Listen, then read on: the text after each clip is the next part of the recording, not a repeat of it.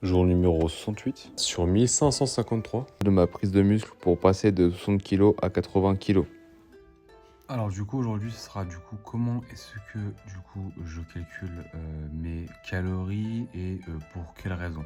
Alors il faut savoir que j'ai décidé de compter mes calories et non de faire une diète flexible, ça je l'ai déjà expliqué avant, mais le fait de compter ses calories avec une application de tracking fait que c'est beaucoup plus confortable pour moi, c'est une certaine flexibilité mais qui rajoute donc une complexité.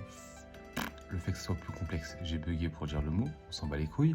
Du coup, c'est beaucoup plus flexible, mais c'est beaucoup plus complexe.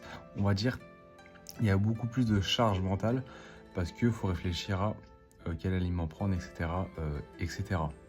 C'est un peu ça le contre-coup de compter ses calories. Moi personnellement, j'utilise l'application MyFitnessPal parce que c'est l'application la plus connue pour compter ses calories. Et elle permet tout simplement d'avoir une plus grande base de données. Et puis voilà, quoi, c'est un peu l'application des OG, donc j'ai envie de prendre celle-là. Et je suis beaucoup plus habitué, contrairement aux nouvelles là, comme Yazio ou d'autres applications de tracking que j'ai déjà essayé. Mais vas-y, je suis trop habitué à MyFitnessPal, du coup la flemme. Et donc voilà.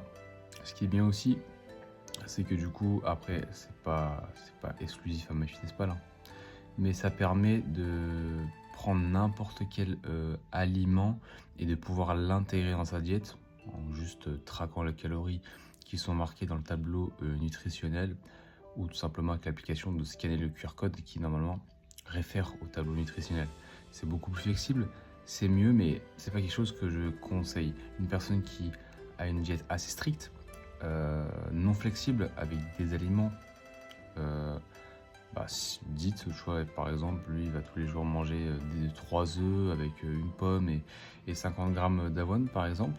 Il aura beaucoup moins de charge mentale, il n'aura pas à réfléchir à ce qu'il mange, mais par contre ce sera beaucoup moins flexible. Si un jour il veut manger un peu quelque chose de plus sucré, du chocolat, etc., ou alors pas des œufs, peut-être du fromage mou, etc., mais il va pas pouvoir. Contrairement à une personne qui compte ses calories, elle va pouvoir. Donc voilà pourquoi j'ai décidé de cette application et comment est-ce que je l'ai fait. Donc c'est assez simple, hein. Je pèse mes aliments, je scanne selon les aliments et dans mon cas moi précis, je prépare en avance, donc je note en avance dans mon application et puis voilà.